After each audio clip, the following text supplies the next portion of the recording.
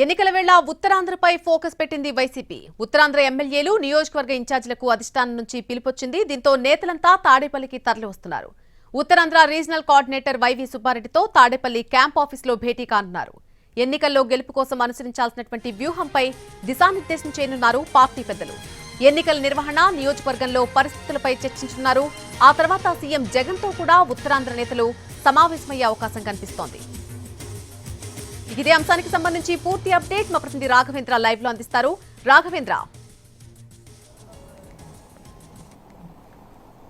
నల్లి YSR Congress party assembly ఎన్నికలకు సిద్ధమవుతుంది. అందులో భాగంగానే ఇప్పటికే అభ్యర్థులను జగన్మోహన్ రెడ్డి ఖరారు చేస్తూ వస్తున్నారు. ఇప్పటి వరకు 11 జాబితాలను కూడా వైఎస్ఆర్ కాంగ్రెస్ పార్టీ విడుదల చేసింది. అయితే అసెంబ్లీ ఎన్నికల షెడ్యూల్ దగ్గర పడుతున్న వేళ ఒక్కొక్క రీజియన్ పైన, ఒక్కొక్క ప్రాంతం పైన వైసీపీ ప్రధానంగా దృష్టి పెట్టింది. అందులో భాగంగా ఇవాళ ఉత్తరాంధ్రకు సంబంధించిన నియోజకవర్గానికి సంబంధించిన ఎమ్మెల్యేలు, అదేవిధంగా ఇన్ఛార్జీలతో పార్టీ ముఖ్య నేతలు సమావేశం అవుతున్నారు. మరి కాసేపట్లో తాడేపల్లిలోని క్యాంపు కార్యాలయంలో ఈ సమావేశం ప్రారంభం కాబోతుంది. పార్టీ సీనియర్ నేతలు సజ్జల రామకృష్ణారెడ్డి, అదేవిధంగా regional coordinator, Uttarandhra regional coordinator YV Subbareddy సమావేశానికి హాజరవుతారు. ఈ సమావేశంలో ప్రధానంగా ఉత్తరాంధ్రలో ఉన్న రాజకీయ పరిస్థితులపై ప్రధానంగా చర్చిస్తారు.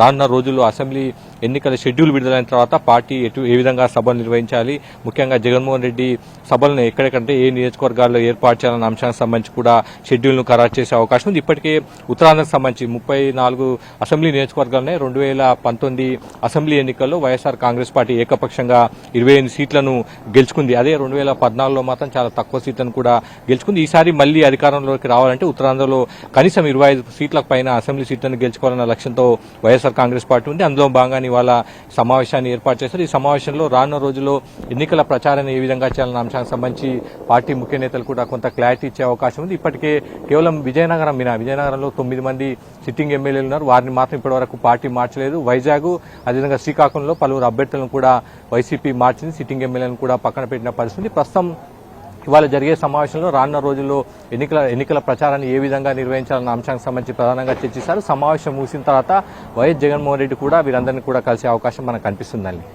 Right Raghavendra, thanks.